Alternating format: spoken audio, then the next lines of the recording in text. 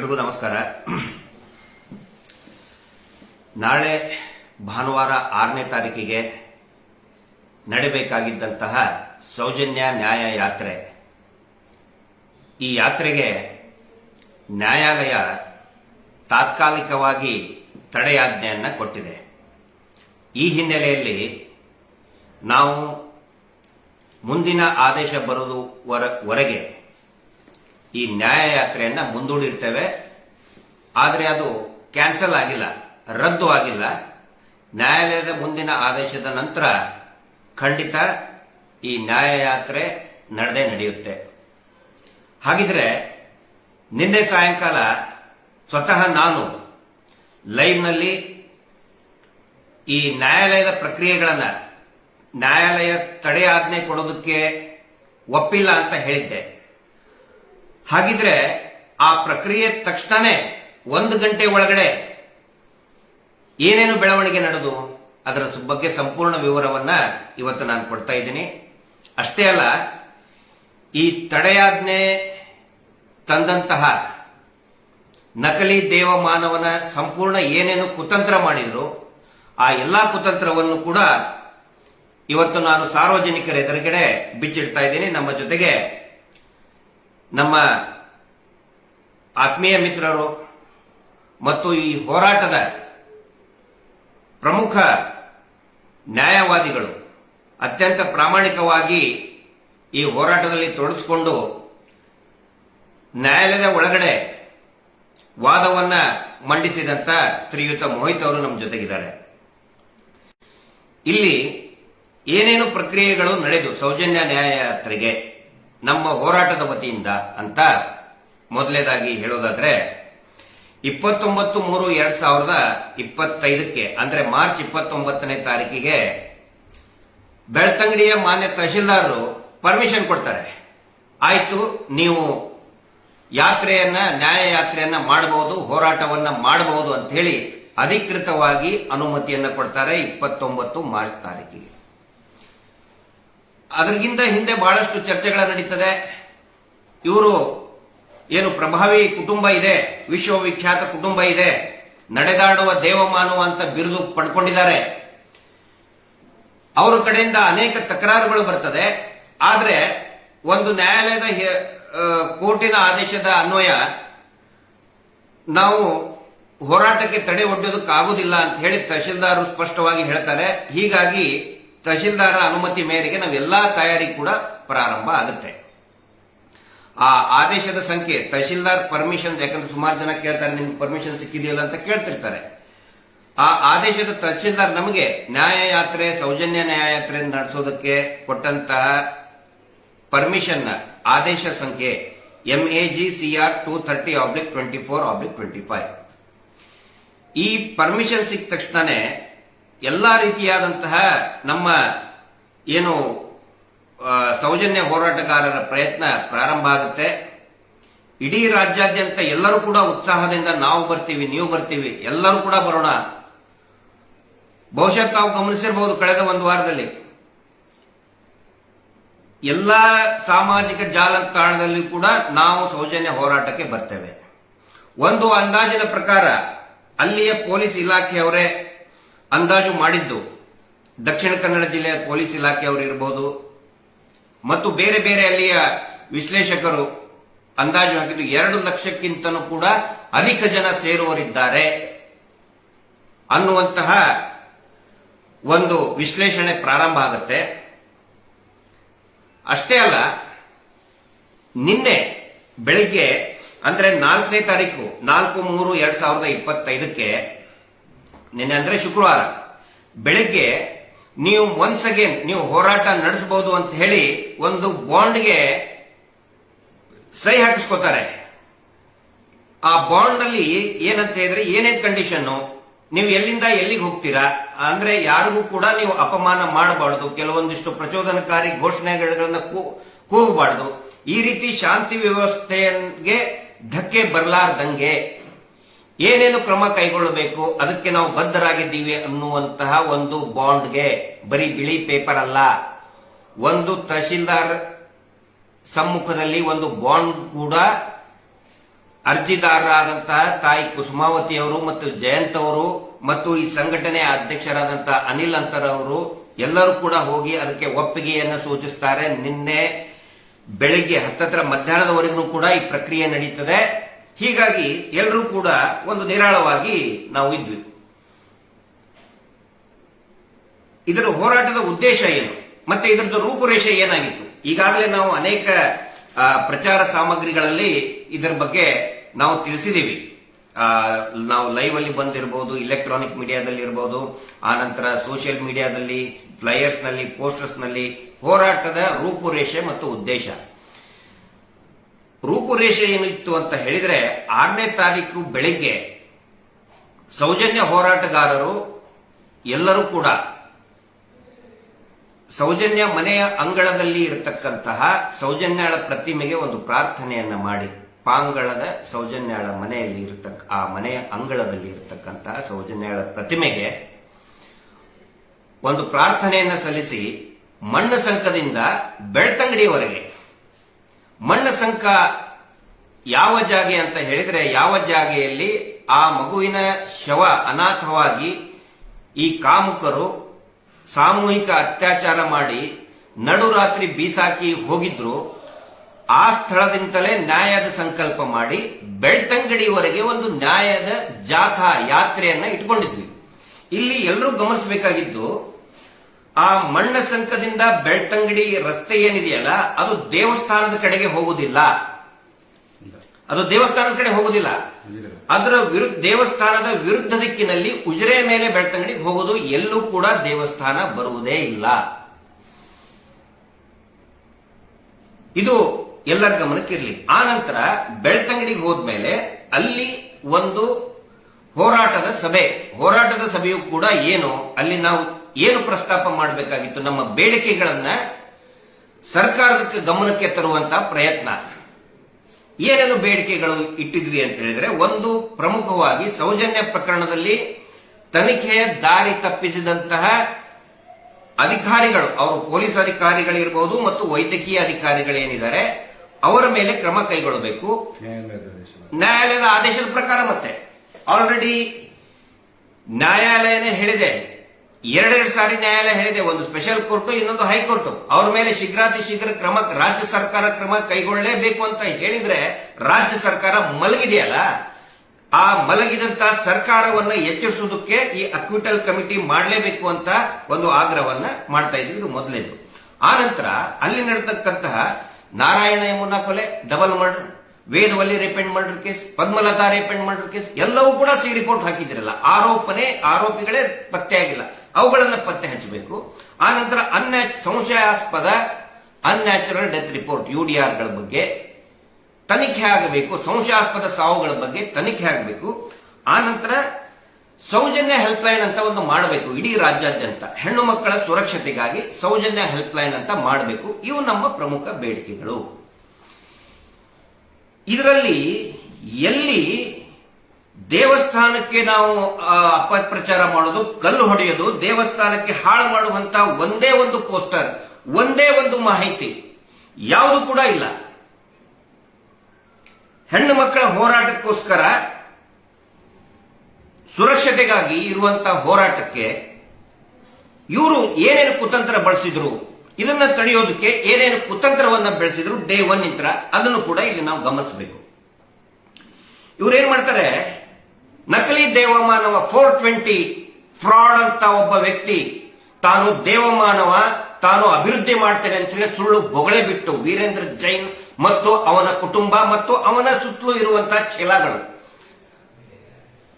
ಅವರ ಮನೆಯ ಅತ್ಯಾಚಾರ, ಕೊಲೆಗಡುಕತನ, ಮೀಟರ್ ಬಡ್ಡಿ ದಂಧೆಯನ್ನ ಆ ರಕ್ಷಣೆ ಮಾಡೋದ್ರ ಸಲುವಾಗಿ ಯಾವ ರೀತಿ ಒನ್ಸ್ ಅಗೇನ್ ಮತ್ತೊಮ್ಮೆ ದೇವಸ್ಥಾನವನ್ನ ಮುನ್ನೆಲೆ ತಗೊಂಡು ಬಂದು ಪರಾರಿಯಾಗೋದಕ್ಕೆ ನೋಡಿದ್ರು, ಆ ಕುತಂತ್ರಗಳನ್ನ ಇಲ್ಲಿ ನಾವು ಹೇಳ್ತೇವೆ. ಇವ್ರೇನ್ ಮಾಡ್ತಾರೆ, 6ನೇ ತಾರೀಕಿಗೆ ನಮ್ದು ಸಭೆ ಯಾತ್ರೆ, ಅದಕ್ಕೆ ತಹಶೀಲ್ದಾರ್ ಪರ್ಮಿಷನ್ ಕೂಡ ಕೊಟ್ಟಿದ್ದಾರೆ 6ನೇ ತಾರೀಕಿಗೆ ಬೆಳಿಗ್ಗೆ 10 ಗಂಟೆಯಿಂದ.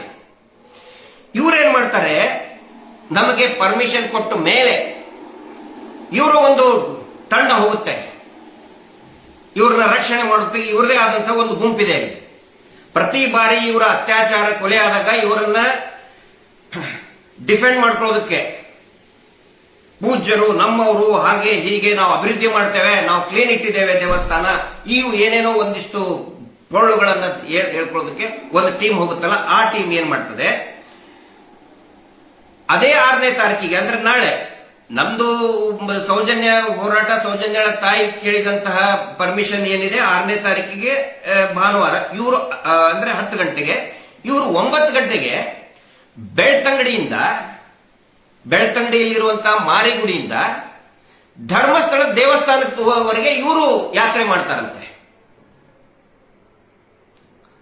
ಅದು ಎಲ್ಲಿ? ಧರ್ಮಸ್ಥಳದ ಅಣ್ಣಪ್ಪ ಸ್ವಾಮಿ ಬೆಟ್ಟ. ಉದ್ದೇಶ ಏನು ಮೆನ್ಷನ್ ಮಾಡಿಲ್ಲ, ಯಾವ ಉದ್ದೇಶ ಏನು ಗೊತ್ತಿಲ್ಲ. ಅಣ್ಣಪ್ಪ ಸ್ವಾಮಿ ಬೆಟ್ಟ ಮೊನ್ನೆ ಒಂದು 4-5 ದಿನದ ಹಿಂದೆ ಮಾಡಿದ್ರು ಅಣ್ಣಪ್ಪ ಸ್ವಾಮಿ ಬೆಟ್ಟದ ಮೇಲೆ, ಅಲ್ಲಿ ಅದ್ರ ಮುಂದೆ ರಸ್ತೆಯಲ್ಲಿ 27ನೇ ತಾರೀಕಿಗೆ. ಮತ್ತೆ ಈಗ ಮಾರಿಗುಡಿಯಿಂದ ಅಣ್ಣಪ್ಪ ಸ್ವಾಮಿ ಬೆಟ್ಟಕ್ಕೆ, ಧರ್ಮಸ್ಥಳ ದೇವಸ್ಥಾನಕ್ಕೆ ಹೋಗ್ತೀವಿ ಅಂತ ನಾವು ಹೇಳಿಲ್ಲ, ಅವ್ರು ಹೇಳಿದ್ರು. ಹಾಗಿದ್ರೆ ದೇವಸ್ಥಾನಕ್ಕೆ ಕಲ್ಲು ಹೊಡೆಯಲಿಕ್ಕೆ ಹೋಗ್ತಾ ಇರೋರು ಯಾರು ಗೊತ್ತಾಗಬೇಕಲ್ಲ, ಅವರೇ ಬರ್ತಿದ್ದಾರೆ. ಮತ್ತೆ ನಿನ್ನೆ ಹೈಕೋರ್ಟ್ ನಲ್ಲಿ ಅವರ ವಾದನು ಕೂಡ, ಅವರ ಪ್ರೇಯರ್ ಕೂಡ ಅದೇ ಆಗಿತ್ತು. ನಮಗೆ ಮತ್ತೆ ಅದೇ ತಾರೀಕಿಗೆ 6ನೇ ತಾರೀಕಿಗೆ ನಮಗೆ ಪರ್ಮಿಷನ್ ಕೊಡಿ ಅಂತ ಕೇಳ್ತಾರೆ. ಆನಂತರ ಕಳೆದ ಒಂದು ವಾರದಿಂದ ನಿರಂತರವಾಗಿ ಈ ಫೇಕ್ ಐಡಿಗಳಲ್ಲಿ ಮತ್ತು ಅವರದೇ ಆದಂತಹ ಒಂದು ಐಟಿ ಟೀಮ್ ಏನಿದೆ, ಪೇಡ್ ಐಟಿ ಟೀಮ್ ಏನಿದೆ, ಸುಖಾಸುಮ್ನೆ ಹೋರಾಟಗಾರನ ಪ್ರವೋಕ್ ಮಾಡೋದಕ್ಕೆ ಕೆಟ್ಟದಾದಂತಹ ಮೆಸೇಜ್ಗಳನ್ನ ಅವರೇ ಹಾಕೊಳ್ತಾ ಇದ್ದಾರೆ.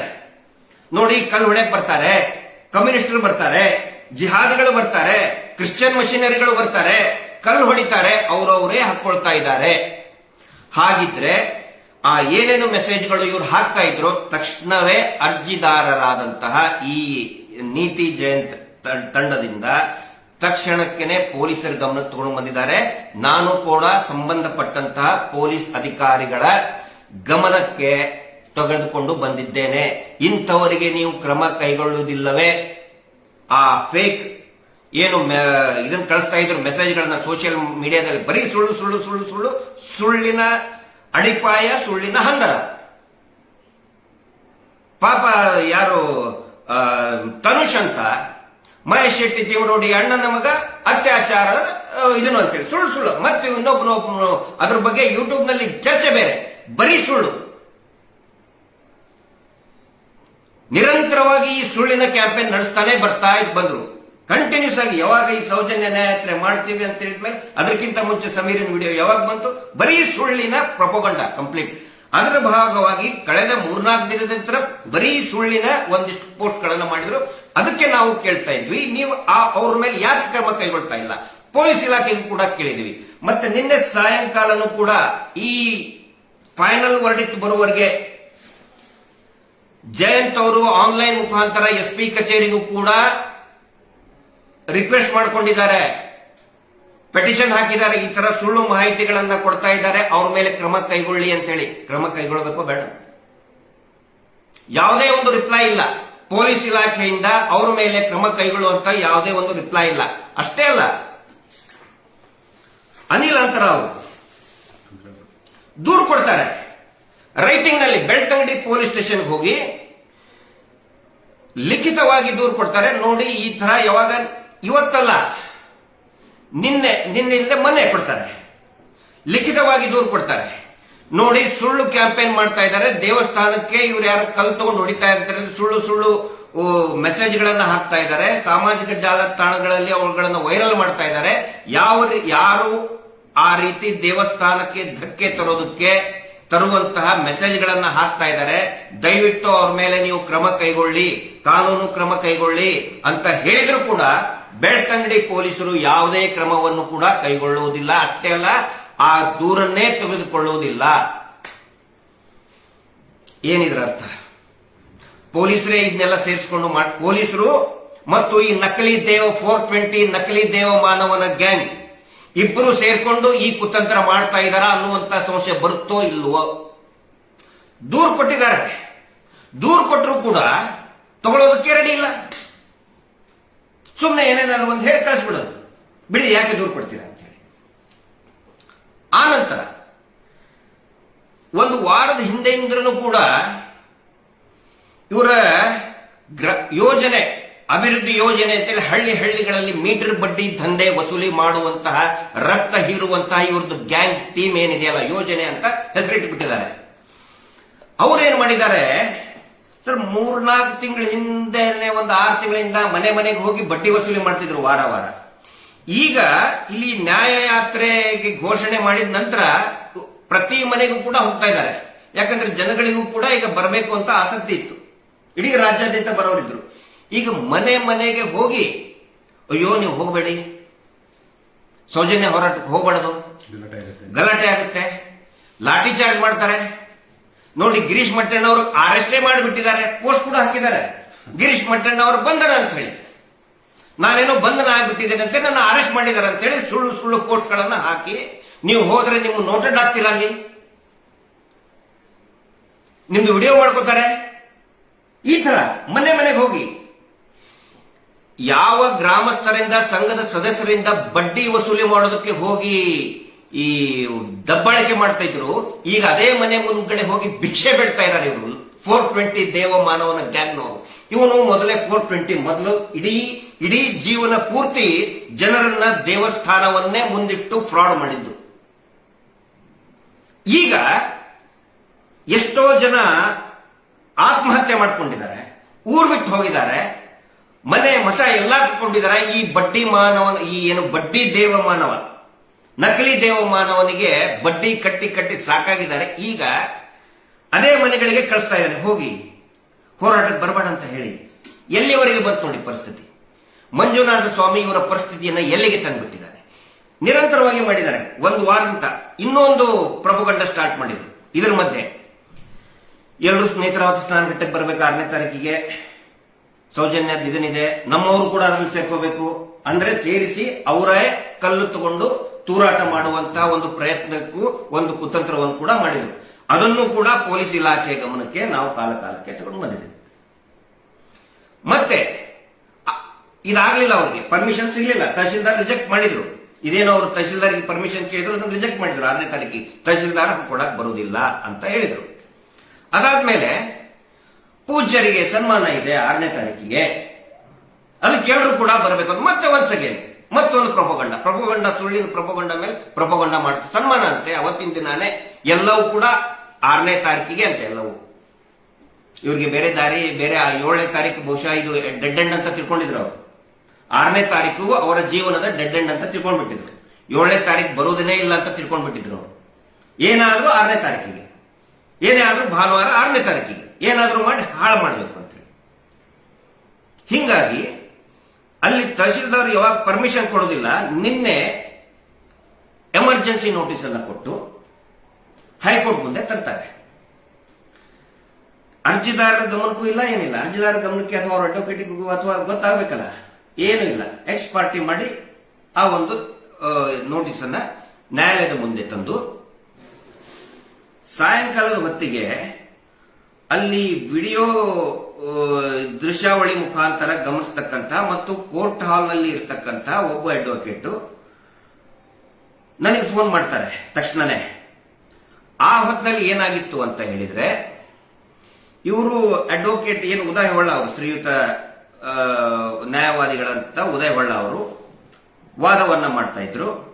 ಇಲ್ಲ, ನೀವು ಅದಕ್ಕೆ ತಡೆಯನ್ನ ಕೊಡಬೇಕು ಅಂತ ಅವರು ವಾದವನ್ನ, ಈ ಹೋರಾಟಕ್ಕೆ ಸೌಜನ್ಯ ಹೋರಾಟದ ಹೆಸರಿನಲ್ಲಿ ಗಲಾಟೆ ಮಾಡ್ತಾರೆ, ಅದು ಇದು ಅಂತ ವಾದ ಮಾಡ್ತಾ ಇದ್ರು. ಅದಕ್ಕೆ ಸ್ವತಃ ಆ ನ್ಯಾಯಮೂರ್ತಿಗಳು ಇಲ್ಲ, it's a peaceful protest, peaceful ಪ್ರೊಟೆಸ್ಟ್ಗೆ ನಾವು ತಡೆಯಾಜ್ಞೆ ಕೊಡಕ್ ಬರೋದಿಲ್ಲ ಅಂತ ಹೇಳಿದ್ದಾರೆ. ನಿರಂತರವಾಗಿ ಹೇಳಿದ್ದಾರೆ. ಇವರ ಪ್ರತಿ ವಾದಕ್ಕೂ ಕೂಡ ಪೀಸ್ಫುಲ್ ಪ್ರೊಟೆಸ್ಟ್ ನಡಿಬೇಕಾಗುತ್ತೆ, ಅದಕ್ಕೆ ನಾವು ತಡೆಯಾಜ್ಞೆ ಕೊಡಕ್ ಬರುವುದಿಲ್ಲ ಅಂತ ಹೇಳಿದ್ದಾರೆ. ಅದು ಒಂದು ಅವಧಿಗೆ. ಆ ಅವಧಿ ತಕ್ಷಣನೇ ಅಲ್ಲಿರ್ತಕ್ಕಂಥ ಒಬ್ಬ ಹಾಲ್ ನಲ್ಲಿರಂತವ್ರು ಹೊರಗಡೆ ಬಂದ ತಕ್ಷಣನೇ ನಮ್ಮೊಬ್ಬರು ಸ್ನೇಹಿತರ ಗಮನಕ್ಕೆ ತಗೊಂಡು ಬಂದ್ರು. ಅವರು ಕೂಡ ನನಗೆ ಹೇಳಿದ್ರು, ಮತ್ತೆ ನಾನು ಅವ್ರನ್ನ ಫೋನ್ ನಂಬರ್ ತಗೊಂಡು ವೆರಿಫೈ ಮಾಡಿದೆ. ಹೌದಾ ಸರ್, ಈ ತರ ಬೆಳವಣಿಗೆ ಆಗ್ತಾ ಇದೆ? ಹೌದು ಆಗ್ತಾ ಇದೆ ಅಂತ. ಆ ಹೊತ್ತಿನಲ್ಲಿ ನಾನು ಕಾರ್ನಲ್ಲಿ ಬರ್ತಾ ಇದ್ದೆ. ಅದನ್ನ ನಾನು ತಕ್ಷಣನೇ ಸಾರ್ವಜನಿಕರ ಗಮನಕ್ಕೆ ಯಾಕೆ ತರಬೇಕಾಗಿತ್ತು ಅಂತ ಹೇಳಿದ್ರೆ, ಇವರು ನಿನ್ನೆ ಬೆಳಗ್ಗೆಯಿಂದನೇ ಫೇಕ್ ಚಾಟ್ ಮುಖಾಂತರ ಹೋರಾಟ ಆಗುದಿಲ್ಲ ಅಂತ ಹೇಳಿ ಹಬ್ಬಿಸ್ತಾ ಇದ್ರು. ಹಿಂಗಾಗಿ ನಾನು ತಕ್ಷಣಕ್ಕೇನೆ ತಗೊಂಡು ಬಂದೆ. ಮತ್ತೆ ವಿದಿನ್ 1 hour ಅಲ್ಲಿ ಏನೇನ್ ಬೆಳವಣಿಗೆ ಆಗಿದೆ ಅಂತ ಹೇಳಿ ಒನ್ಸ್ ಅಗೇನ್ ಅದೇ ಫೇಕ್ ಚಾರ್ಟ್ ಅನ್ನ ಪ್ರೊಡ್ಯೂಸ್ ಮಾಡಿದ್ದಾರೆ. ಆ ಚಾರ್ಟ್ ಅಲ್ಲಿ ಇದೆ ಅದೇ ನ್ಯಾಯಾಲಯದ ಇದರಲ್ಲಿ ಕೂಡ ಅವರ ಪ್ರೇಯರ್ ಅಲ್ಲಿ ಕೂಡ ಇದೆ. ಆದೇಶ ಕೊಡಬೇಕಾದ್ರೂ ಕೂಡ that chart is very disturbing ಅಂತ ಅವರು ಬರೀತಾರೆ. ಇದರಲ್ಲಿ ನೋಡಿ,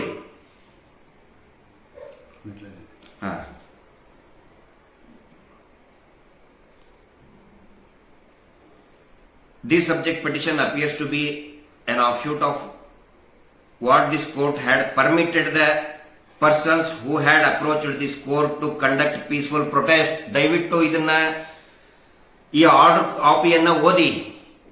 ನಾವು ನಿರಂತರವಾಗಿ ನಿನ್ನೆಯಿಂದ ಆ ವಿಡಿಯೋನು ಕೂಡ ತರಿಸೋದಕ್ಕೆ ಪ್ರಯತ್ನ ಮಾಡಿದ್ವಿ, ಆದ್ರೆ ಆ ವಿಡಿಯೋ ಅಪ್ಲೋಡ್ ಆಗಿಲ್ಲ. ಯಾಕೆ ಅನ್ನೋದು ನಮ್ಗೆ ಗೊತ್ತಿಲ್ಲ. ಅದು ಹೈಕೋರ್ಟ್ನವರೇ ಹೇಳ್ಬೇಕು. ಯಾಕಂದ್ರೆ ಪ್ರತಿ ಸಾರಿ ಏನೇ ಹೇಳ್ಬೇಕಂದ್ರೂ ಕೂಡ ವಿಡಿಯೋ ತೋರಿಸ್ಬೇಕು ತಾನೆ. ಸುಮಾರು ಜನ ಕೇಳಿದ್ರು. ನಿರಂತರವಾಗಿ ಪ್ರಯತ್ನ ಮಾಡ್ತಾ ಇದೀವಿ. ಕೋರ್ಟ್ ಹಾಲ್ ನಂಬರ್ 21ರ ಈ ಸೌಜನ್ಯ ಹೋರಾಟದ ವಿಷಯದ ಬಗ್ಗೆ ಬರುವವರೆಗೆ ಇದೆ.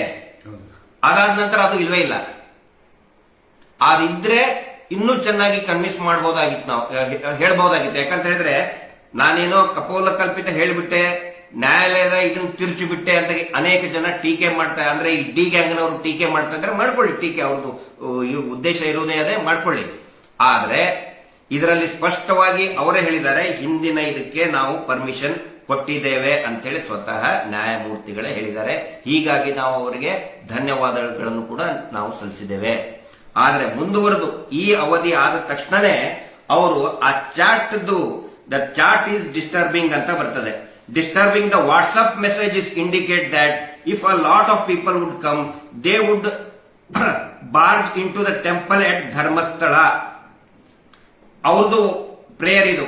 ಸಾಕಷ್ಟು ಜನ ಬಂದ್ಬಿಟ್ರೆ ಧರ್ಮಸ್ಥಳಕ್ಕೆ ಬರ್ತಾರೆ. ಅಂದ್ರೆ ಇವರು ಮಿಸ್ಲೀಡ್ ಯಾವ ರೀತಿ ಕೋರ್ಟಿಗೆ ಮಾಡಿದ್ದಾರೆ, ನ್ಯಾಯಾಲಯವನ್ನ ಯಾವ ರೀತಿ ದಾರಿ ತಪ್ಪಿಸಿದ್ದಾರೆ ಅಂತ ಹೇಳಿದ್ರೆ, ಬೆಳ್ತಂಗಡಿಯಿಂದ ಧರ್ಮಸ್ಥಳಕ್ಕೆ ನಮಗೆ ಹೋಗ್ತೀವಿ ಅಂತ ಅನುಮತಿ ಕೇಳಿದವರು ಇವರು 420 ಗ್ಯಾಂಗ್ನವರು, ವೀರೇಂದ್ರ ಜೈನ್ ಗ್ಯಾಂಗ್ನವರು. ನಾವಲ್ಲ, ನಾವು ಅದರ ವಿರುದ್ಧ ದಿಕ್ಕಿನಲ್ಲಿ ಮಣ್ಣು ಸಂಘದಿಂದ ಬೆಳ್ತಂಗಡಿಯವರೆಗೆ, ಅಂದ್ರೆ ದೇವಸ್ಥಾನ ಎಲ್ಲೂ ಕೂಡ ಬರುವುದಿಲ್ಲ, ದೇವಸ್ಥಾನದ ವಿರುದ್ಧ ದಿಕ್ಕಿನಲ್ಲಿ ನಮ್ಮ ಯಾತ್ರೆ ಸಾಗ್ತೀವಿ ಅಂತ ನಾವು ಹೇಳಿದ್ರೆ, ಅವರು ದೇವಸ್ಥಾನಕ್ಕೆ ನಾವು ಹೋಗ್ತೀವಿ ಅಂತ ಹೇಳಿದವರು ಈ ರೀತಿ ಒಂದು ಮಿಸ್ಗೈಡ್ ಮಾಡಿದ್ದಾರೆ.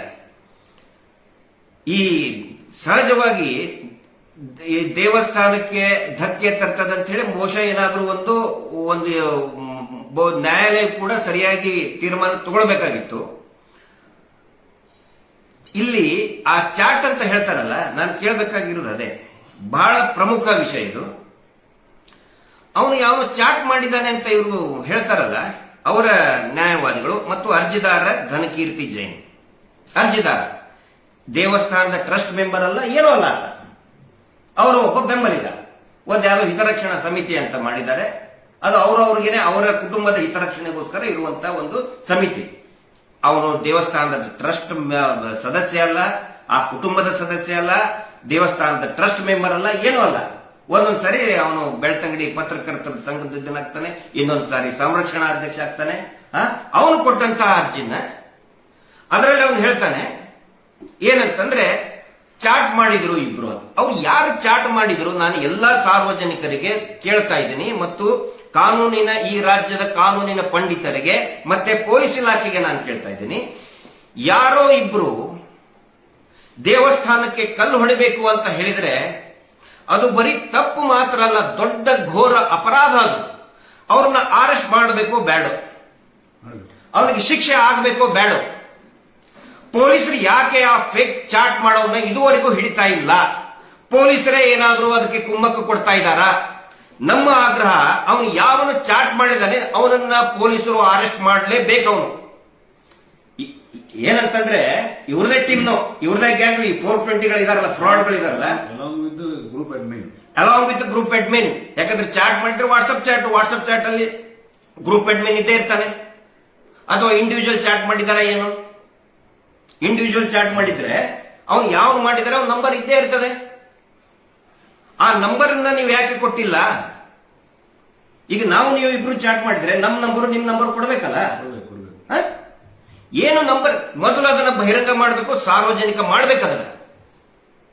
ಈ ಧನಕೀರ್ತಿ ಜೈನ್ ಅನ್ನುವಂತಹ ವ್ಯಕ್ತಿ ಅವ್ರ ಮೇಲೆ ಆಕ್ಷನ್ ತಗೊಳ್ಳೇಬೇಕು.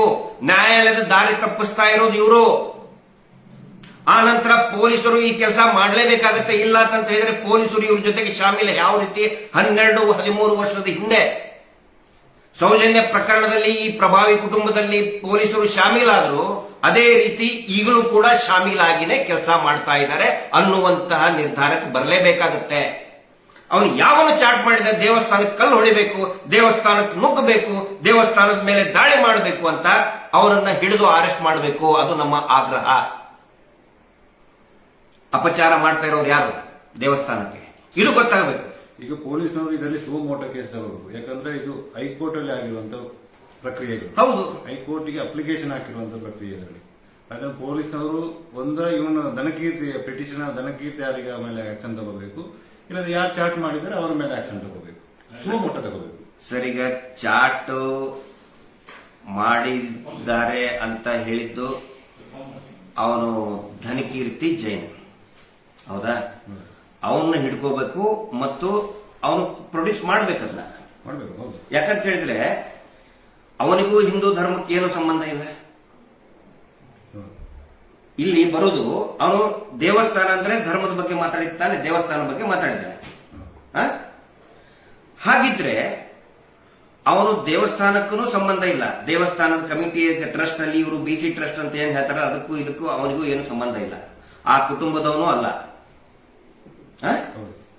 ಯಾವನೋ ಒಬ್ಬ ಥರ್ಡ್ ಪರ್ಸನ್ ಚಾಟ್ ಮಾಡಿದ್ರು ಅಂತ ಹೇಳಿದ್ರೆ ಸರ್ ಅದು ಹೆಂಗಾಗುತ್ತೆ? ಚಾಟ್ ಮಾಡಿದ್ರು ಚಾಟ್ ನಂಬರ್ ಕೊಡ್ಬೇಕಲ್ಲ.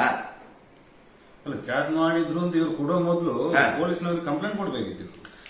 ಏನು ಕೊಟ್ಟಿಲ್ಲ. ಅದಕ್ಕೆ ನಾನು ಹೇಳೋದು, ಪೊಲೀಸರು ಸುಮೋಟೋ ತಗೋಬೇಕಾಗಿತ್ತು. ಆ ತರ ಏನಾದ್ರೆ ಮೊದಲು ಪೊಲೀಸ್ ಸ್ಟೇಷನ್ಗೆ ಕಂಪ್ಲೇಂಟ್ ಕೊಡಬೇಕಾಗಿತ್ತು. ಇನ್ನೂ ತಗೋಬೇಕು ಅವರು. ಅಲ್ಲ, ಈಗ ತಗೊಳ್ಳೇಬೇಕಾಗತ್ತೆ. ಇಲ್ಲ ಅಂತ ಹೇಳಿದ್ರೆ ಈ ರಾಜ್ಯದಲ್ಲಿ ನನಗೆ ಮನಸ್ಸಿದ ಮಟ್ಟಿಗೆ ಈ ಪೊಲೀಸರು ಅವರ ಪ್ರಭಾವಿ ಪರವಾಗಿನೇ ಕೆಲಸ ಮಾಡ್ತಾ ಇದ್ದಾರೆ. ಏನ್ ಹೇಳ್ತೀರಿ ಸರ್? ಖಂಡಿತ. ಇಲ್ಲಿ ಇಲ್ದಿದ್ರೆ ಇದು ಹೈಕೋರ್ಟ್ ಅಲ್ಲಿ ಹಾಕಿರೋ ಅಪ್ಲಿಕೇಶನ್ ಪೊಲೀಸ್ನವರಿಗೆ ಇದೆಯಲ್ಲ, ಬಾಧ್ಯತೆ ಇದೆಯಲ್ಲ, ಯಾರು ಮಾಡ್ಬೇಕು ಅದನ್ನ? ಈಗ ನೀವು ಲ್ಯಾಂಡ್ ಆರ್ಡರ್ ಡಿಸ್ಟರ್ಬ್ ಆದ್ಮೇಲೆ ಮಾಡ್ತೀರ ಅದನ್ನ? ಅಲ್ಲ, ನನಗ ಅನ್ಸಿದ ಮಟ್ಟಿಗೆ ಎಲ್ಲರೂ ಅನ್ಕೊಳ್ಳೋದು ಇವರು ಬೇಕು ಅಂತಲೇ ಪೊಲೀಸರೇ ಇದನ್ನ ಮಾಡ್ತಾ ಇದ್ದಾರೆ ಅಂತ, ಪೊಲೀಸರ ಜೊತೆಗೆ ಶಾಮೀಲಾಗಿ. ಅದಕ್ಕೆ ನಾನು ಹೇಳ್ತಾ ಇದ್ದೇನೆ, ಏನೇ ಕಾನೂನು ಸುವ್ಯವಸ್ಥೆ ಹದಗೆಟ್ಟರು ಕೂಡ ಇದಕ್ಕೆ ನೇರ ಜಿಲ್ಲಾ ಪೊಲೀಸ್ ಇಲಾಖೆ, ಜಿಲ್ಲಾ ಆಡಳಿತನೇ ಕಾರಣ. ಸರ್, ಅಲ್ಲ, ಒಂದು ಆಲ್ರೆಡಿ ಪೊಲೀಸರ ಗಮನ ತಗೊಂಡು ಬಂದಾಗಿದೆ. ನೋಡಿ, ಈ ತರ ಫೇಕ್ ನ್ಯೂಸ್ ಹಬ್ಬಿಸ್ತಾ ಇದ್ದಾರೆ, ಸುಳ್ಳು ನ್ಯೂಸ್ ಹಬ್ಬಿಸ್ತಾ ಇದ್ದಾರೆ ಅಂತ ಗೊತ್ತರು ಹೇಳಿದ್ರು ಕೂಡ ನಾನು ಕೂಡ ಹಾಕಿದ್ದೀನಿ. ನಾನು ಚಾಟ್ ಮಾಡಿದ್ದೀನಪ್ಪ. ಯಾರಿಗೆ ಸಂಬಂಧಪಟ್ಟಂತ ಅಧಿಕಾರಿಗೆ ನಾನು ಮೆಸೇಜ್ ಹಾಕಿದ್ದೀನಿ, ಅಲಾಂಗ್ ವಿತ್ ಆ ಏನು ಫೇಕ್ ಪೋಸ್ಟ್ ಇದೆಯಲ್ಲ, ಫೇಕ್ ಪೋಸ್ಟ್ ಆಧಾರದ ಮೇಲೆನೆ ನಾನು ಅವರಿಗೆ ಕಳಿಸಿದ್ದೀನಿ. ನಾನು ಇವರ ಮೇಲೆ ಯಾಕೆ ಕ್ರಮ ಕೈಗೊಳ್ಳುವುದಿಲ್ಲ ಅಂತ ಹೇಳಿ ಕ್ವಶನ್ ಮಾರ್ಕ್ ಹಾಕಿದ್ದೇನೆ. ಜಯಂತ್ ಅವರು ಕೂಡ ಅರ್ಜಿದಾರ ಹಾಕಿದ್ದಾರೆ. ಹೌದು, ಅನಿಲ್ ಅವರು ಮೊನ್ನೆ 3ನೇ ತಾರೀಕು ಕೊಟ್ಟಿದ್ದಾರೆ. ಪಿಟಿಷನ್ ನಿನ್ನೆ ಬಂದಿರೋದು. ಅನಿಲ್ ಅವರು ಕೊಟ್ಟಿದ್ದಾರೆ. ಏನು ಇದನ್ನಿಲ್ಲ. ಇಷ್ಟೇ ಅಲ್ಲ ಸರ್, ಇವರು ಎಲ್ಲಿವರೆಗೆ ನೋಡಿ, ಅವನು ಯಾರು ಹೋದ ವರ್ಷ ಒಂದು ಗುಜರಿಯಲ್ಲಿ ದೊಡ್ಡದು ಸಭೆ ಮಾಡಕ್ ಹೋಗಿ ಅಲ್ಲಿ ಮಹಾವೀರ್ ಜೈನ್ ಅನ್ನೋನು ಕುಸುಮಾವತಿ ಅವರ ಮೇಲೇನೆ ದಾಳಿ ಮಾಡಿದ.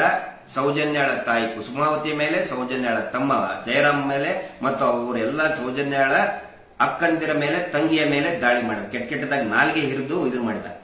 ಅದು ದೂರು ಕೊಟ್ರೆ ಇವತ್ತಿನವರೆಗೂ ಕೂಡ ಒಂದೇ ಒಂದು ದಿನ ಅವನ್ನ ಪೊಲೀಸ್ ಠಾಣೆಗೆ ಕರೆಸಿಲ್ಲ. ಧರ್ಮಸ್ಥಳ ಪೊಲೀಸರಾಗ್ಲಿ, ಬೆಳ್ತಂಗಡಿ ಪೊಲೀಸ್ ಸ್ಟೇಷನ್ ಅವರಾಗ್ಲಿ ಇದುವರೆಗೂ ಕೂಡ ಅವನ್ನ ಕರೆಸಿಲ್ಲ. ಯಾಕಂತ ಹೇಳಿದ್ರೆ ಇವನು ಆ ನಕಲಿ ದೇವಮಾನವನ ಜೊತೆಗೇನೆ ಇರ್ತಾನ. ಇದುವರೆಗೂ ಕರೆಸಿಲ್ಲ ಸರ್. ಆಕ್ಚುಲಿ ಸುಮೋಟೋ ಕೇಸ್ ತಗೋಬೇಕಾಗಿತ್ತು. ಸಮೀರ್ ಮೇಲೆ ಸುಮೋಟೋ ಕೇಸ್ ತಗೋತಾರಲ್ಲಿ ಬಳ್ಳಾರಿಯಲ್ಲಿ ಪೊಲೀಸರು. ಹಾಗಿದ್ರೆ ಇದರ ಹಿಂದಿರ್ತಕ್ಕಂಥ ಪೊಲೀಸ್ ಅಧಿಕಾರಿ ಯಾರು? ನನಗನ್ಸುತ್ತೆ ಯಾರೋ ಒಬ್ಬ ಇದಾರೆ ಇಲ್ಲಿ. ಸ್ವತಃ ಗೃಹ ಇಲಾಖೆನೇ ಇವ್ರ ಜೊತೆ ನಿಂತ್ಕೊಂಡಿದೆ. ಆ ನಂತರ ಸರ್, ಕೊನೆಗೊಂದು ಸುಮಾರು ಜನ ನಿನ್ನೆ ನನಗೆ ಮೆಸೇಜ್ ಹಾಕಿದ್ದಾರೆ. ಸರ್, ಇನ್ನು ಮೇಲೆ ನೀವಾಗ್ಲಿ, ಮೋಹಿತ್ ಅವರಾಗ್ಲಿ, ಅಥವಾ ಸೌಜನ್ಯ ಹೋರಾಟಗಾರ ಜಯಂತ್ ಅವರಾಗ್ಲಿ, ಮಹೇಶ್ ಶೆಟ್ಟಿ ತಿಮ್ಮರೋಡಿ ಅವರಾಗ್ಲಿ, ಯಾರು ಕೂಡ ಇವರೇ ಕೊಲೆ ಮಾಡಿದ್ದಾರೆ, ಇವರೇ ಅತ್ಯಾಚಾರ ಮಾಡಿದ್ದಾರೆ ಅಂತ ಹೇಳಕ್ ಹೋಗಬೇಡಿ. ಜನಗಳಿಗೆ ನೀವು ಮನವರಿಕೆ ಮಾಡಕ್ ಹೋಗಬೇಡಿ. ಯಾಕಂತ ಹೇಳಿದ್ರೆ ಯಾವಾಗ ಇವರು ಸ್ಟೇ ತಗೊಂಡು ಬಂದಿದ್ದಾರೆ, ನಮ್ಮಗಳಿಗೆ ಜನಗಳಿಗೆ 100ಕ್ಕೆ 100 ಖಾತ್ರಿ ಆಗಿಬಿಡ್ತು, ಇದನ್ನ ಅವರೇ ಮಾಡಿದ್ದಾರೆ, ಆ ಕುಟುಂಬವೇ ಮಾಡಿದೆ. ಇಲ್ಲಂತಂದ್ರೆ ಇಷ್ಟೊಂದು ಕಸರತ್ತು ಯಾಕೆ ಮಾಡಬೇಕು? ತಹಶೀಲ್ದಾರ್ ಕೊಟ್ಟಂತ ಪರ್ಮಿಷನ್ ಅನ್ನ ಹೈಕೋರ್ಟಿಗೆ ಹೋಗಿ ತಡೆಯಾಜ್ಞೆ ತರಿಸ್ತೀರಿ ಅಂತ ಹೇಳಿದ್ರೆ ಏನು ಉದ್ದೇಶ ಅದರಲ್ಲಿ? ನಾವು ಕೆಲವೊಬ್ರು ಜನ ತಿಳ್ಕೊಂಡಿದ್ರು, ಇವರು ಈ ಹೋರಾಟದಲ್ಲಿ ಯಾರಾದ್ರೂ ಅವ್ರ ಕಡೆಯವರು ಭಾಗಿಯಾಗಬಹುದು, ಭಾಗಿಯಾಗಿ ನಾವು ಹೋರಾಟದ ಜೊತೆಗೆ ನಿಲ್ತೇವಿ ಅಂತ ಹೇಳಿ ಇವರೇ, ಯಾಕಂದ್ರೆ ಲಕ್ಷಾಂತರ ಜನ ಗೌರವ ಕೊಟ್ಟಂತ ವ್ಯಕ್ತಿ ಅವರು, ಸ್ವತಃ ಅವರೇ ಘೋಷಣೆ ಮಾಡಬಹುದು ಇದು ಮರು ತನಿಖೆ ಆಗಲಿ ಅಂತ ಹೇಳಿ. ಆ ರೀತಿ ಕೆಲವೊಬ್ರು ಇನ್ನೂ ಒಂದಿಷ್ಟು ಜನಕ್ಕೆ ಆಶಾಭಾವನೆ ಇತ್ತು. ಈಗ 100ಕ್ಕೆ 100 ಕನ್ಫರ್ಮ್ ಆಗಿದೆ, ಇವರೇ ಹಂತಕರು, ಇವರ ಕುಟುಂಬವೇ ಸಂಪೂರ್ಣವಾಗಿ ಎಲ್ಲಾ ಕೊಲೆಗಳಲ್ಲಿ ಅತ್ಯಾಚಾರಗಳಲ್ಲಿ ತೊಡಗಿಸಿಕೊಂಡಿದ್ದು ಇದೇ ಕುಟುಂಬ ಅಂತ ಕನ್ಫರ್ಮ್ ಆಗಿಬಿಡ್ತು. ಇದು ನಡೆದಂತಹ ಬೆಳವಣಿಗೆ. ಕಾನೂನಿನದ್ದು ಪ್ರಕ್ರಿಯೆ ಏನೇನಾಯಿತು ನಿನ್ನೆ ಸ್ವಲ್ಪ ಮೊಯ್ತರು ವಿವರಿಸ್ತಾರೆ.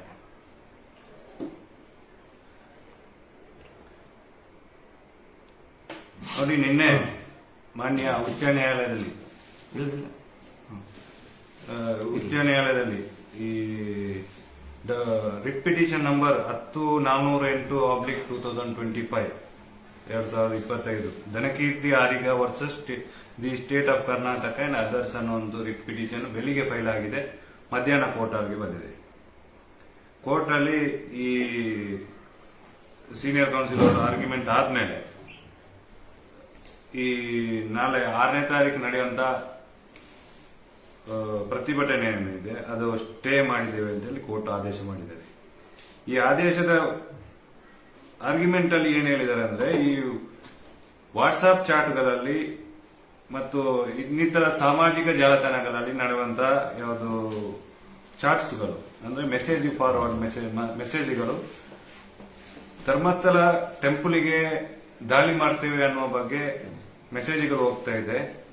ಆದ್ದರಿಂದ ಲಾ ಅಂಡ್ ಆರ್ಡರ್ ಸಮಸ್ಯೆ ಬರ್ತದೆ ಅನ್ನುವ ಬಗ್ಗೆ ಆರ್ಗ್ಯುಮೆಂಟ್ ಮಾಡಿದ ಪ್ರಕಾರ ಮಾನ್ಯ ನ್ಯಾಯಾಲಯ ನಿನ್ನೆ ನಾಳೆ ನಡೆಯತಕ್ಕಂತ 6ನೇ ತಾರೀಕು ನಡೆಯುವಂತ ಸೌಜನ್ಯ ಅಂದ್ರೆ ಎಕ್ವಿಟಲ್ ಕಮಿಟಿ ಮತ್ತು ಆನೆ ಮಾವುತನ ಕೊಲೆ ಪ್ರಕರಣ ಮತ್ತು ಇನ್ನಿತರ ಕೊಲೆ ಪ್ರಕರಣಗಳ ತನಿಖೆಗೆ ಹಕ್ಕೊತ್ತಾಯ ಸಭೆಯನ್ನು ಸ್ಟೇ ಮಾಡಿದ್ದೇವೆ ಅಂತ ಮಾನ್ಯ ಹೈಕೋರ್ಟ್ ನಿನ್ನೆ ಸಂಜೆ 5 ಗಂಟೆಗೆ ಆರ್ಡರ್ ಮಾಡಿದೆ.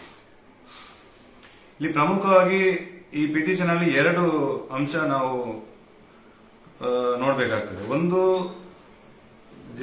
ನೀತಿ ಜಯಂತ್ ಅವರು ಕೊಟ್ಟಂತ 29ನೇ ತಾರೀಕಿಗೆ ನೀತಿ ಜಯಂತ್ ಅವರಿಗೆ ಪರ್ಮಿಷನ್ ತಹಶೀಲ್ದಾರ್ ಕೊಟ್ಟಂತ ಪರ್ಮಿಷನ್, ಮತ್ತೊಂದು ಏನು ಪಿಟಿಷನ್ ಅವರು ಇದ್ದಾರೆ ದನಕೀರ್ತಿ ಆರಿಗ ಅವರು ಇದ್ದಾರೆ, ಆ ಮನುಷ್ಯ ಒಂದು ನಮಗೆ ಅದೇ ದಿನ ಪರ್ಮಿಷನ್ ಕೊಡಬೇಕು ಅಂದ್ರೆ ಬೆಳ್ತಂಗಡಿ ಮಾರಿಗುಡಿಯಿಂದ ಧರ್ಮಸ್ಥಳ ಅಣ್ಣಪ್ಪ ಬೆಟ್ಟದವರೆಗೆ ನಾವು ಮೌನ ಪ್ರತಿಭಟನೆ ಮಾಡ್ತೇವೆ, ಉದ್ದೇಶ ಏನು ಅಂತ ಅಲ್ಲಿ ಹೇಳಿಲ್ಲ, ಮಾಡ್ತೇವೆ ಅಂತ ಹೇಳಿ ಅದನ್ನು ನಮಗೆ ಪರ್ಮಿಷನ್ ಕೊಡಬೇಕು. ಒಂದು ಕಡೆ ನಮ್ದನ್ನು ಸ್ಟೇ ಮಾಡಬೇಕು ಅಂದ್ರೆ ಸೌಜನ್ಯ ಹೋರಾಟಗಾರರು ಹಮ್ಮಿಕೊಂಡಿರುವಂತಹ ಹಕ್ಕೊತ್ತಾಯ ಸಭೆಯನ್ನು ಸ್ಟೇ ಮಾಡಬೇಕು, ಇನ್ನೊಂದು ನಮಗೆ ಪರ್ಮಿಷನ್ ಕೊಡಬೇಕು ಅದೇ ದಿನ ಅಂದ್ರೆ ನಮ್ದು ದೇವಸ್ಥಾನದ ಪಕ್ಕದಲ್ಲಿ ಕೂಡ ಹೋಗೋದಿಲ್ಲ, ಇವ್ರದ್ದು ನೇರ ದೇವಸ್ಥಾನ ಅಣ್ಣಪ್ಪ ಬೆಟ್ಟಕ್ಕೆ ಹೋಗುವಂತ ಒಂದು ಸಭೆ.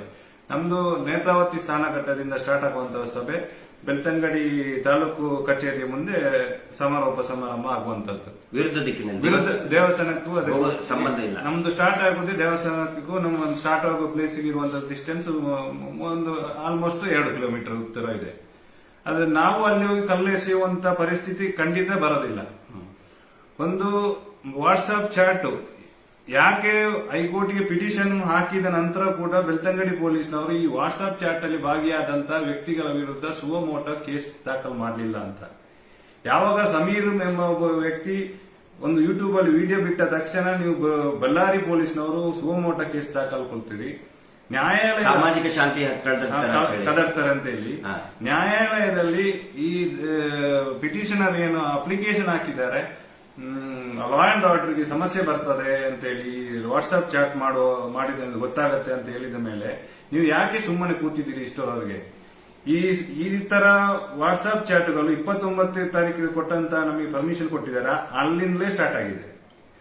2ನೇ ತಾರೀಕು ಅನಿಲ್ ಅಂತರ್ ಅವರು ಕೂಡ ಬೆಳ್ತಂಗಡಿ ಪೊಲೀಸ್ ಸ್ಟೇಷನ್ಗೆ ರಿಟರ್ನ್ ಕಂಪ್ಲೇಂಟ್ ಕೊಟ್ಟಿದ್ದಾರೆ. ಅದನ್ನು ನೀವು ತಗೊಂಡಿಲ್ಲ, ನಾವು ಅದನ್ನು ಮ್ಯಾನೇಜ್ ಮಾಡ್ತೇವೆ ಅಂತ ಹೇಳಿ ಅವರನ್ನು ರಿಟರ್ನ್ ಕಳಿಸಿದ್ದೀರಿ. ಇದರಲ್ಲಿ ನಾವು ಮ್ಯಾನೇಜ್ ಮಾಡ್ತೇವೆ, ಯಾಕೆ ಕಂಪ್ಲೇಂಟ್ ಕೊಟ್ಟು ನಾವಿಲ್ವಾ ಇಲ್ಲಿ ಅಂತ ಹೇಳಿ ಅನಿಲ್ ಅಂತರ್ ಅವರನ್ನು ರಿಟರ್ನ್ ಕಳಿಸಿದ್ದೀರಿ ನೀವು. ಅಂದ್ರೆ ನಮ್ಮ ಉದ್ದೇಶ ಇರುವಂತದ್ದು ಶಾಂತಿಯುತವಾದ ಪ್ರತಿಭಟನೆ ಹೊರತು ಯಾವುದೇ ರೀತಿಯ ಯಾರನ್ನು ದೂಷಣೆ ಮಾಡುವಂತ ಕೆಲಸ ಇಲ್ಲಿ ಎಲ್ಲಿಯೂ ಆಗಿರ್ಲಿಲ್ಲ. ಇನ್ನೊಂದು ಅದೇ ದಿನ ಅವರ ಉದ್ದೇಶ ನೋಡಿ, ಒಂದು ನಮ್ದು ಶಾಂತಿಯುತ ಪ್ರತಿಭಟನೆ, ಇನ್ನೊಂದು ಕಡೆ ಅವರು ಶಾಂತಿಯುತ ಪ್ರತಿಭಟನೆ ಅಂತ ಹೇಳಿ ಇಷ್ಟು ದೊಡ್ಡ ಜನಸಂಖ್ಯೆ ಆಲ್ಮೋಸ್ಟ್ 1 ಲಕ್ಷಕ್ಕಿಂತ ಜಾಸ್ತಿ ದಾಟುವ ಸಾಧ್ಯತೆ ಕೂಡ ಇತ್ತು ಅಂತ ಒಂದು ಪೊಲೀಸ್ನವರ ರಿಪೋರ್ಟ್ ಕೂಡ ಹೇಳ್ತದೆ. ಇಂಥ ಸಂದರ್ಭದಲ್ಲಿ ಅದರ ವಿರುದ್ಧ ಮೊನ್ನೆ 2 ಲಕ್ಷಕ್ಕಿಂತ ಜಾಸ್ತಿ 2,30,000 ಜನ ಸೇರಬಹುದು ಅಂತ ಅಂದಾಜು. ಹೌದು, ಅದರ ವಿರುದ್ಧ ದಿಕ್ಕಿನಲ್ಲಿ ನೀವು ಮಾಡುವಂತ ಔಚಿತ್ಯವಾದ ಏನಿತ್ತು ಅದೇ ದಿನ ನಿಮಗೆ 6ನೇ ತಾರೀಕಿಗೆ ಬಿಟ್ಟರೆ ಕ್ಯಾಲೆಂಡರ್ ಅಲ್ಲಿ ಬೇರೆ ಯಾವುದೇ ನಂಬರ್ ಇಲ್ವಾ? ನಿನ್ನೆ ಇವತ್ತು ಮಾಡಬಹುದಿತ್ತು ನಿಮಗೆ, ಅಥವಾ ಸೋಮವಾರ ಮಾಡಬಹುದು ಅದಕ್ಕೆ ರಿಪ್ಲೈ ಆಗಿ. ಆಲ್ರೆಡಿ ನೀವು 27ನೇ ತಾರೀಕು ಒಂದು ದೊಡ್ಡ ಮಟ್ಟದ ಪ್ರತಿಭಟನೆ, ಅಂದ್ರೆ ದೇವಸ್ಥಾನಕ್ಕೆ ನೀವು ಏನು ಅಪಚಾರ ಮಾಡ್ತಾ ಇದ್ದೀರಿ ಅಂತೇಳಿ ಒಂದು ಪ್ರತಿಭಟನೆ, ತೆಂಗಿನಕಾಯಿ ಎಲ್ಲ ಒಡೆದು ಹೋಗಿದ್ದೀರಿ. ತಿರ್ಗಾ ನಿಮ್ಮ ಉದ್ದೇಶ ಇರುವಂತ ಲಾ ಅಂಡ್ ಆರ್ಡರ್ ಅನ್ನು ಡಿಸ್ಟರ್ಬ್ ಮಾಡುವಂತ ಉದ್ದೇಶಕ್ಕೋಸ್ಕರನೇ ನೀವು ಈ ಕೋರ್ಟ್ ಅಲ್ಲಿ ಅಪ್ಲಿಕೇಶನ್ ಹಾಕಿದ್ದು, ನಮಗೆ ಪರ್ಮಿಷನ್ ಕೊಡಬೇಕು ಅಂತ. ಇಲ್ಲಿ ನಾವು ಯಾರು ಕೂಡ ಧರ್ಮಸ್ಥಳ ದೇವಸ್ಥಾನದ ಹತ್ರ ಯಾವುದೇ ಪ್ರತಿಭಟನೆ ಹಮ್ಮಿಕೊಂಡಿಲ್ಲ. ನಿಮ್ಮ ಪ್ರತಿಭಟನೆ ಮಾತ್ರ ಅಲ್ಲಿಗೆ ಹೋಗುವಂತದ್ದು. ಆದ್ರೆ ಕಲ್ಲು ಎಸೆಯುವವರು ಯಾರು? ಅದು ಕ್ಲಿಯರ್ ಆಗ್ಬೇಕಲ್ಲ. ಅದು ಕ್ಲಿಯರ್ ಆಗ್ಬೇಕು. ಕಲ್ಲು ಎಸೆಯವರು ಯಾರು ಮತ್ತು ಚಾಟ್ ಮಾಡಿದವನು ಯಾರು, ಅವನ್ನ ಅರೆಸ್ಟ್ ಮಾಡ್ಬೇಕಲ್ಲ. ಮಾಡಲೇಬೇಕು. ಇಲ್ಲದಿದ್ರೆ ಬೆಳ್ತಂಗಡಿ ಪೊಲೀಸ್ನವರ ವಿರುದ್ಧ ನಾವು ಪ್ರತಿಭಟನೆ ಮಾಡಬೇಕಾದಂತ ಅನಿವಾರ್ಯ ಮುಂದಿನ ದಿನಗಳಲ್ಲಿ ಬೆಳ್ತಂಗಡಿ ಮತ್ತು ಇಡೀ ಪೊಲೀಸ್ ಇಲಾಖೆ ವಿರುದ್ಧ. ಯಾಕಂತ ಹೇಳಿದ್ರೆ ಸರ್ 12-13 ವರ್ಷದಿಂದ ಅಷ್ಟೇ ಅಲ್ಲ, ಆನೆ ಮಾವತನ ಪ್ರಕರಣದಲ್ಲಿ, ಬೇರುವಲ್ಲಿ ಪ್ರಕರಣದಲ್ಲಿ, ಪದ್ಮಲತಾ ಪ್ರಕರಣದಿಂದನೂ ಕೂಡ ಬೆಳ್ತಂಗಡಿ ಪೊಲೀಸರು ಇವರು ಸೆಕ್ಯೂರಿಟಿ ಆಫೀಸರ್ ಆಗಿ ಸೆಕ್ಯೂರಿಟಿ ಅಂತ ಕೆಲಸ ಮಾಡ್ತಾ ಇದ್ದಾರೆ. ಇವರು ನೋಡಿ, ಸೋಮೋಟೋ ಕೇಸ್ ರಿಜಿಸ್ಟರ್ ಮಾಡಕ್ಕಾಗಲ್ಲ ಅವ್ರಿಗೆ. ಕೆಟ್ಟದಾಗಿ ಮೆಸೇಜ್ ಹಾಕ್ತಾ ಇದ್ದಾರೆ. ಆಮೇಲೆ ತನುಷ್ ಪಾಪ ಯಾರು ಮಹೇಶ್ ಶೆಟ್ಟಿ ತಿಮ್ರೋಡಿ ಅವರ ಅಣ್ಣನ ಮಗ ಅತ್ಯಾಚಾರದಲ್ಲಿ ಭಾಗಿಯಾಗಿ ಅಂತೇಳಿ ಎಷ್ಟು ಸುಳ್ಳು ಮೆಸೇಜ್ಗಳನ್ನು ಹಾಕ್ತಾ ಇದ್ದಾರೆ. ನಾನು ಅರೆಸ್ಟ್ ಆದಂತೆ ಆನಂತರ ಇವ್ರದ್ದು ಒಂದಿಷ್ಟು ಪೇಡ್ ಈ ಏನು ಒಂದಿಷ್ಟು ಯೂಟ್ಯೂಬ್ ನಲ್ಲಿ ಮಾತಾಡೋರಿದ್ದಾರೆ, ಇದರಲ್ಲಿ ಬರೀ ಸುಳ್ಳೆ. ಆನಂತರ ಸರ್ ನಾನು ತಾವು ಕೂಡ ಅಡ್ವೊಕೇಟ್ ಆಗಿ ಸುಮಾರು ಇದನ್ನು ಮಾಡಿದಿರಿ, ಮತ್ತೆ ಚರ್ಚೆಯಲ್ಲಿ ಭಾಗಿಯಾಗಿದ್ದೀರಿ, ಮತ್ತೆ ಎಲ್ಲಾ ಈ ನ್ಯಾಯಾಂಗ ವ್ಯವಸ್ಥೆಯಲ್ಲಿರುವಂತಹ ಅಧಿಕಾರಿಗಳು ನಾನು ಕೇಳ್ತೀನಿ ಸರ್, ಇದ್ರದ್ದು ಚರ್ಚೆ ಬೀದಿಯಲ್ಲೇ ಆಗ್ಬೇಕಾ ಅಥವಾ ಕೋರ್ಟ್ನಲ್ಲಿ ಈ ಕೋರ್ಟಿನ ಆದೇಶದ ಪ್ರಕಾರ ನಡಿಬೇಕಾ? ಇವರು ಯೋಗೇಶ್ ಮಾಡೇ ಇಲ್ಲ, ಇವ್ರು ಯಾರೇ ಸರ್? ಅವ್ರ ಮೇಲೆ ಕ್ರಮ ಕೈಗೊಳ್ಳಿ ಅಂತ ಹೈಕೋರ್ಟ್ ಆಲ್ರೆಡಿ ಹೇಳ ಆದ್ಮೇಲೆ, ಸಂತೋಷ್ ರಾವ್ ಅಲ್ಲ ಅಂತ ಆದ್ಮೇಲೆ ಇವ್ರು ಯಾಕೆ ಅದ್ರ ಬಗ್ಗೆ ಹಂಗೆ ಚರ್ಚೆ ಮಾಡ್ತಾ ಇದ್ದಾರೆ? ಮಾಡೋದಕ್ಕೆ ಬರಲ್ಲ ಸರ್, ಅದು ಕಂಟೆಂಪ್ಟ್ ಆಫ್ ಕೋರ್ಟ್. ನಿಮಗೆಲ್ಲ ಹೇಗೆ ಬಂತು? ನೀವು ಯಾರು? ಈಗ ನಾನೀಗ ಒಬ್ಬ ಎಕ್ವಿಟ್ ಆದವನನ್ನು ನೀನೇ ಅಪರಾಧಿ ಅಂತ ಹೇಳಿ ನಾನು ಯಾರು? ನನಗೆ ಏನ್ ರೈಟ್ಸ್ ಇದೆ? ಇಲ್ಲಿ ವಿಶೇಷವಾಗಿ ನಾವು ಅಬ್ಸರ್ವ್ ಮಾಡಬೇಕಿದ್ದು ನೋಡಿ, ಸೇಮ್ ಕಳೆದ ಸೆಪ್ಟೆಂಬರ್ ಅಲ್ಲಿ ನೀವು ಕೂಡ ಬೆಳ್ತಂಗಡಿಯಲ್ಲಿ ನಡೆದಂತ ಪ್ರತಿಭಟನೆಯಲ್ಲಿ ಭಾಗಿಯಾಗಿದ್ದೀರಿ. 4 ಸೆಪ್ಟೆಂಬರ್ 2023. ಅದರ ಹಿಂದಿನ ದಿನ ಏನಾಯಿತು? ಮಹೇಶ್ ಶೆಟ್ಟರ್ ಮೇಲೆ ಸುಳ್ಳು ಕೇಸ್ ಫೇಕ್ ಅಟ್ರಾಸಿಟಿ. ಇವಾಗ ಅವರನ್ನು ಬಿಟ್ಟಿದ್ದಾರೆ. ಅವತ್ತು ಇದು ಸೇಮ್ ಇನ್ನೊಂದು ಅದರ ವಿರುದ್ಧವಾದ ಇನ್ನೊಂದು ಇವ್ರದ್ದು ಏನು ಆಕ್ಷನ್ ಇವ್ರದ್ದು, ಅಂದ್ರೆ ಇಲ್ಲಿ ಪ್ರತಿಭಟನೆ ಮಾಡುವಾಗ ಅದರ ವಿರುದ್ಧವಾಗಿ ನಮ್ದೊಂದು ಮಾಡಬೇಕು ಅಂತ. ಇಲ್ಲಿ ಲಾ ಅಂಡ್ ಆರ್ಡರ್ ಅವತ್ತು ಕೂಡ ಮಾಡಿದ್ದವರೇ, ಅಂದ್ರೆ 23ರಲ್ಲಿ ಫೇಕ್ ಅಟ್ರಾಸಿಟಿ ಮಹೇಶ್ ಶೆಟ್ಟರ್ ಮನೆಯಲ್ಲಿರುವಾಗ ಕೇಸ್ ಕೊಟ್ಟದ್ದು ಅವರೇ. ಇವತ್ತು ಈಗ ಲಾ ಅಂಡ್ ಆರ್ಡರ್ ಪ್ರಾಬ್ಲಮ್ ಮಾಡ್ತಾ ಇರೋದು ಇವರೇ. ಇನ್ನೊಂದು ಗಮನಿಸಿ ಸರ್, ಇದರಲ್ಲಿ ಈ ಏನು ಈ ಎಲ್ಲ ಬೆಳವಣಿಗೆ ನಡೀತಾ ಇದೆಯಲ್ಲ, ಆಕ್ಚುಲಿ ಇದರಲ್ಲಿ ಸಮಸ್ಯೆ ತರ್ತಾ ಇರೋದು, ದೇವಸ್ಥಾನಕ್ಕೆ ಅಪಪ್ರಚಾರ ಮಾಡ್ತಾ ಇರೋದು ಯಾರು? ಜನಗಳಿಗೆ ಬಹಳ ಕ್ಲಿಯರ್ ಆಗಿ ಗೊತ್ತಾಗ್ತಾ ಇದೆ. ಹೌದು. ಆಮೇಲೆ ಪದೇ ಕೇಳ್ತಿದ್ರು, ಯಾಕೆ ಅರೆಸ್ಟ್ ಮಾಡಲಿಲ್ಲ, ಯಾಕೆ ಆರೋಪಿಗಳು ಸಿಕ್ಕಿಲ್ಲ, ಯಾಕೆ ಹೋರಾಟಗಳು ಸರಿಯಾಗಿ ಇದು ಮಾಡ್ತಾ ಇಲ್ಲ, ಯಾಕೆ ಸರ್ಕಾರ ಸ್ಪಂದಿಸ್ತಾ ಇಲ್ಲ ಅಂತ ಎಲ್ಲದಕ್ಕೂ ಕೂಡ ಉತ್ತರ ನಿನ್ನೆ ಇವರು ತಗೊಂಡು ಬಂತ ಸ್ಟೇ.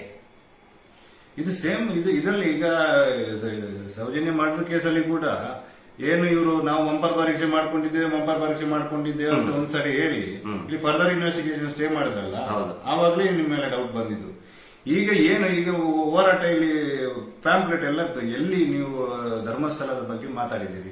ಯಾವ ಒಂದು ಪಾಂಪ್ಲೆಟ್ ಅಲ್ಲಿ ಕೂಡ ಧರ್ಮಸ್ಥಳದ ಬಗ್ಗೆ ವಿಚಾರಣೆ ಒಂದೇ ಒಂದು ಶಬ್ದ, ಒಂದೇ ಒಂದು ಪೋಸ್ಟರ್, ಹೌದು. ಒಂದೇ ಒಂದು ಫ್ಲೈಯರ್ಸ್, ಹೌದು. ಒಂದೇ ಒಂದು ಸ್ಟೇಟ್ಮೆಂಟ್ ದೇವಸ್ಥಾನದ ವಿರುದ್ಧ ಯಾರಾದ್ರೂ ಮಾತಾಡಿದಾರಾ? ದೇವಸ್ಥಾನದ ವಿರುದ್ಧ ಮತ್ತು ಅದರ ವ್ಯಕ್ತಿಗತವಾಗಿ ಕೂಡ ಯಾರ ವಿರುದ್ಧನೂ ಮಾತಾಡಿಲ್ಲ. ಮಾತಾಡಿಲ್ಲ.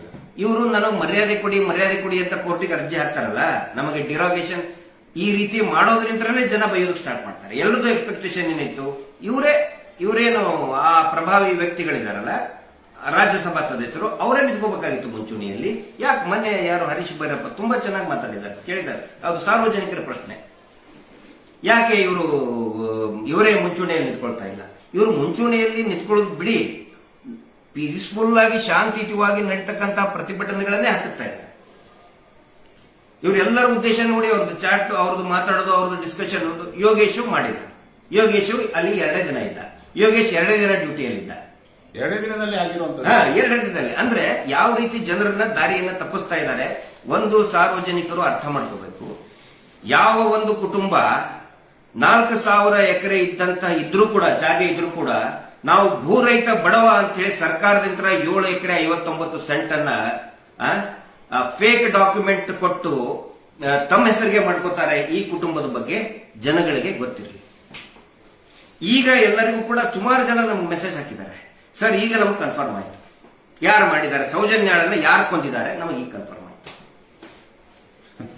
ಅವ್ರು ಮಾಡೇ ಇಲ್ಲ ಅಂತ ಹೇಳಿದ್ರೆ ಬರಬೇಕಾಗಿತ್ತು, ಅಥವಾ ಸುಮ್ಮನಾದ್ರೂ ಕುತ್ಕೋಬೇಕಾಗಿತ್ತು. ಅದೇ ಡೇಟಿಗೆ ಲಾ ಅಂಡ್ ಆರ್ಡರ್ ಪ್ರಾಬ್ಲಮ್ ಕ್ರಿಯೇಟ್ ಮಾಡೋದಕ್ಕೆ ಪರ್ಮಿಷನ್ ಕೋರ್ಟಿಗೆ ಹಾಕಿದ್ದಾರೆ, ತಹಶೀಲ್ದಾರ್ ಅರ್ಜಿ ಕೊಟ್ಟಿದ್ದಾರೆ. ಅದೇ ದಿನಾನೇ ಬೇಕು, ಯಾಕಂದ್ರೆ ಅವ್ರಿಗೆ ಗೊತ್ತಿತ್ತು 6ನೇ ತಾರೀಕು ನಮ್ದು ಡೆಡ್ ಎಂಡ್. ಕೋರ್ಟ್ ಕೂಡ ಅದನ್ನು ಕನ್ಸಿಡರ್ ಮಾಡಬೇಕಿತ್ತು. ಈಗ ಅದೇ ತಾರೀಕಿಗೆ ಇನ್ನೊಂದು ಅಪ್ಲಿಕೇಶನ್ ಬಂದಾಗ, ಈಗ law and order first application grant ಆದವನು ಮಾಡಬಹುದ, ಸೆಕೆಂಡ್ ಅಲ್ವಾ? ಈಗ ಗಣಪತಿ ಹಬ್ಬದ್ದು, ಈಗ ನೀವು ಗಣಪತಿ ಹಬ್ಬ ಇದನ್ನು ನಡಿಬೇಕಾದ್ರೆ ಈಗ ಗಲಾಟೆ ಆಗೋದನ್ನ ಇನ್ನೊಂದು ಪ್ರೊಸೆಷನ್, ಇನ್ನೊಂದು ಕಮ್ಯುನಿಟಿ ಇದ್ದ ಪ್ರೊಸೆಷನ್ಗೆ ಪರ್ಮಿಷನ್ ಕೊಡೋದಿಲ್ಲ. ಯಾಕಂದ್ರೆ ಗೊತ್ತಿರ್ತದೆ ಘರ್ಷಣೆ ಆಗುತ್ತೆ ಅಂತ ಗೊತ್ತಿದ್ದೇ ಇರ್ತದೆ, ಹಿಂಗಾಗಿ ಕೊಡೋದಿಲ್ಲ.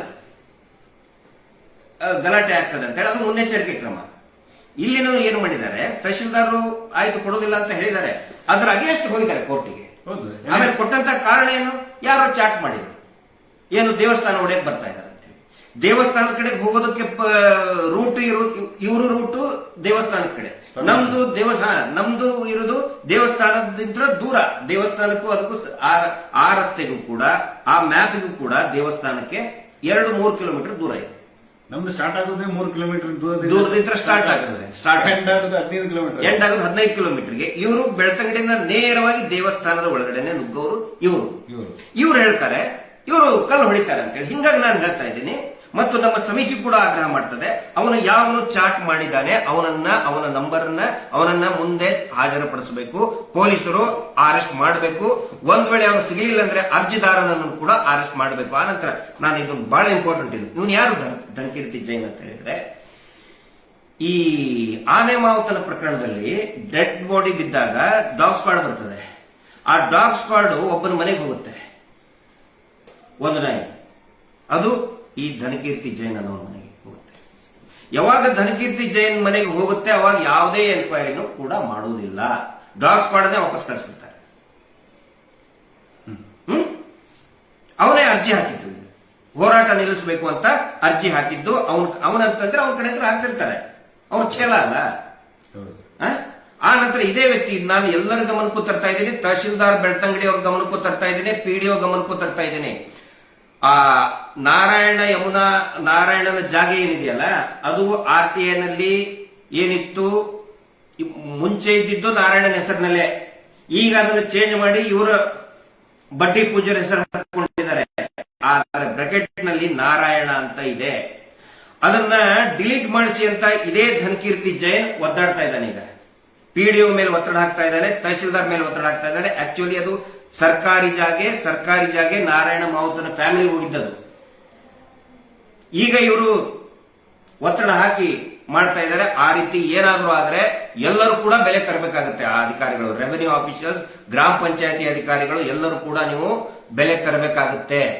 ಇವನು ಪ್ರತಿದಿನ ಹೋಗ್ತಾನೆ, ಕುಂದಿರ್ತಾನಲ್ಲಿ, ಚೇಂಜ್ ಮಾಡಿ, ಅದನ್ನ ಚೇಂಜ್ ಮಾಡಿ.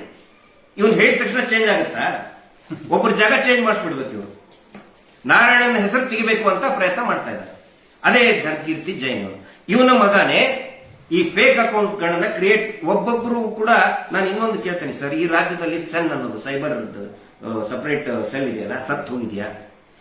ಈ SKDRDP ಪ್ರತಿಯೊಬ್ಬರಿಗೂ ಕೂಡ ಏನು ಆದೇಶ ಕೊಟ್ಟಿದ್ದಾರೆ? ಈಗಂದ್ರೆ ಜನ ದುಡ್ಡು ಕಟ್ತಾ ಇಲ್ಲ, ಜನ ಉಗಿದ್ ಕ್ಯಾಕಸ್ ಉಗಿದ್ ಕಳಿಸ್ತಾ ಇದ್ದಾರೆ. ಈ ವೀರೇಂದ್ರ ಜೈನ್ ಅಂದ್ಕೊಳ್ಳೆ ಕ್ಯಾಕಸ್ ಉಗಿದ್ ಕಳಿಸ್ತಾ ಇದ್ದಾರೆ.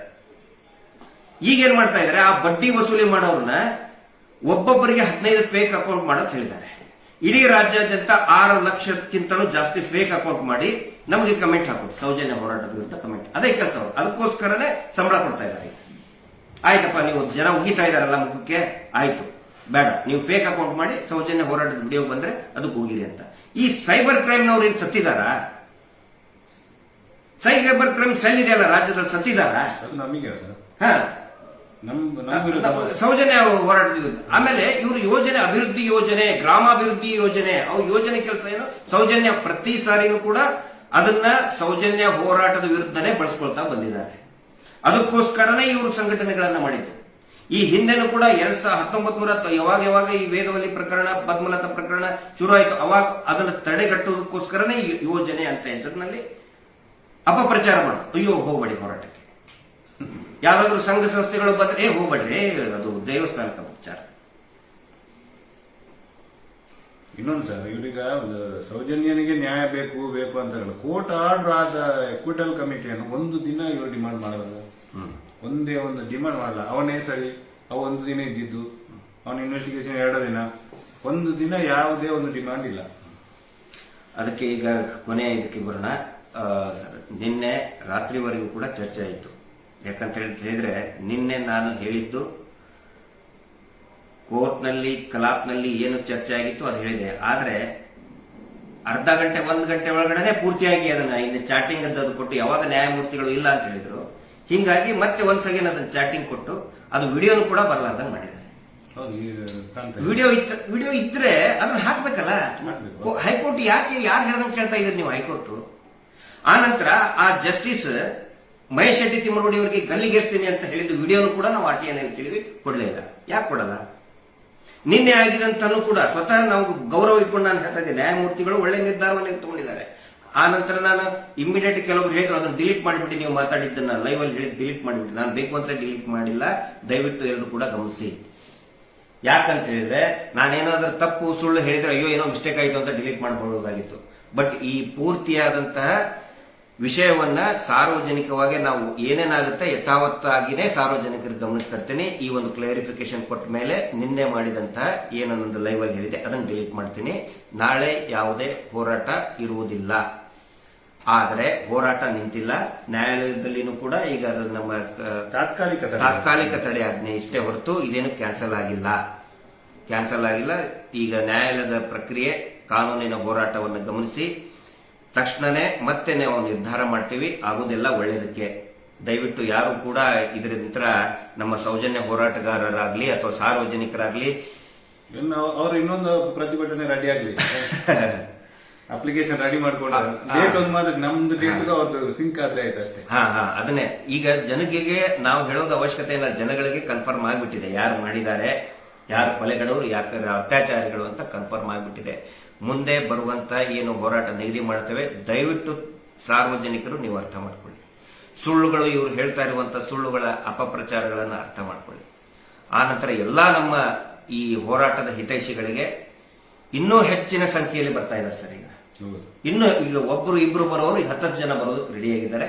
ದಯವಿಟ್ಟು ಆ ದಿನದ ಸಲುವಾಗಿ ತಾವು ಕಾಯಿರಿ.